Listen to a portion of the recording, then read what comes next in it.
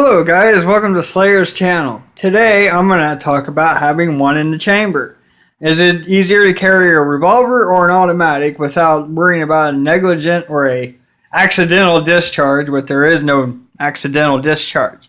It's either a malfunction of the weapon or you put your finger on the trigger and it went off. Now, I was watching a video earlier today about the Yankee Marshals carry one in the chamber or don't carry a gun at all. He brought up some really valid points about it's better to have a gun and not have one in the chamber than to not have a gun at all or have one in the chamber and worrying about this hammer going like that in your pocket or, wherever you want it. So the problem is with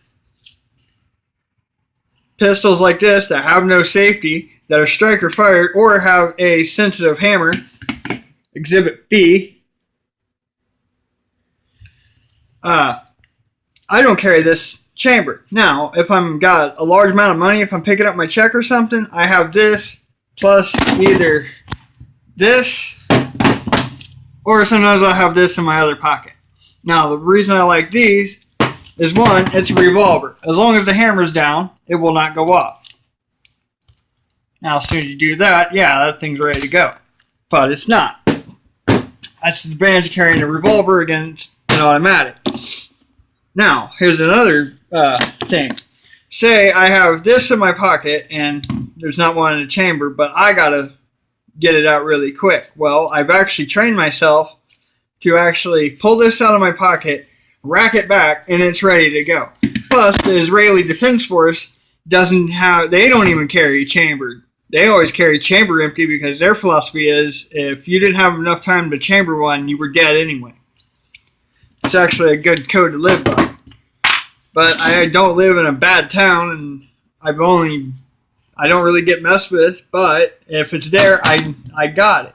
Plus, I also have this backup and then I have this backup. So, other than that, I don't carry this chamber. Now, if I know something's getting ready to happen, or I feel something's getting ready to happen, or my tax check came in, and I'm think, hey, this is the time of year people get robbed. Yeah, I'll have one in the chamber when I'm picking up my tax check.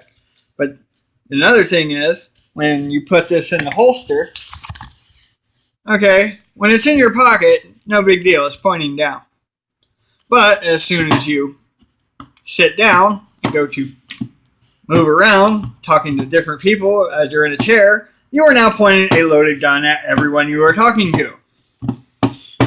That's another reason I don't carry this one chambered. This one sits in a holster that's straight at a 45-degree angle, like this, on my left side. This one is normally in my right coat pocket when it's cold out, and it's also chambered at a 45-degree angle down. So that's safe. If it goes off in my pocket, it's not really going to hurt anything. It's going to go straight down and about, miss my foot by a couple inches.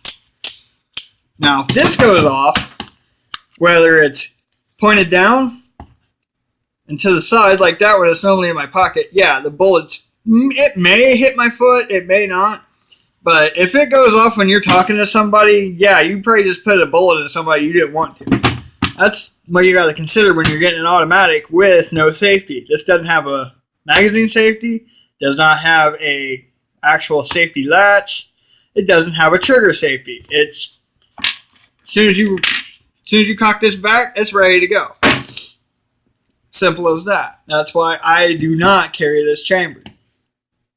So I try to keep this short. It was just one of those things. Hey, we actually need to address this more, and hopefully the negligent misfires will go down, because basically it boils down to know your weapon. Know what your weapon does, know what it can do, know how to operate it, read the manual completely, because all it takes is this hammer getting dropped, and then you have a round going off in your pocket, because this is a .380 pocket gun. I do have a hip holster for it, but I rarely use it because the thing it fits in my pocket. If I got something on my hip, it's either that or it's that.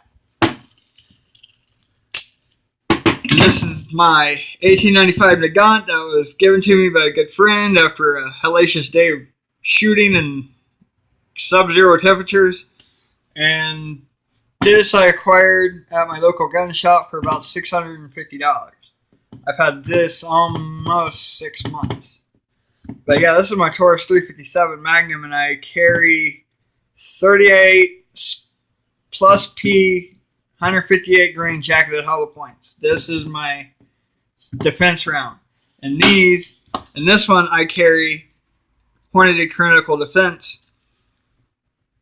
And sometimes PMC ball ammo if I just got done from the range and I didn't feel like changing my defense rounds out. I'll just put ball rounds in. And then my Nagant shoots these 7.62 by 28 Russian. The bullet's actually seated inside the shell casing itself, which is actually pretty cool. And I like the action. When you pull the hammer back, the cylinder goes forward, so all the pressure goes out the barrel. It doesn't come out the sides like conventional revolvers.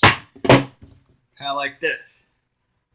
You can see that gap. This, where'd that gap go? That shell casing fits flush into the actual barrel itself. So I kind of like it for that reason. I can shoot this in my pocket and not have to worry about getting burned. This one, if I have to shoot in my pocket, which it does fit in my larger cargo pocket, it'll probably burn my leg and do a whole bunch of nasty things that I don't want to happen. If I fire this in my pocket, I'll probably just get a little bit of burn. The shell casing will not eject, but hopefully the threat will no longer be there. With this thing's got like a 10-pound trigger pull.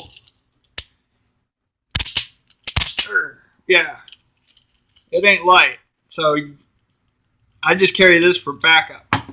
This is my primary, this is my secondary, and this is my secondary. So yeah, I hope this helped, and hopefully we can keep everyone safe, and knowledge is power. So thank you for watching, and I will catch you guys later on the Slayer Show.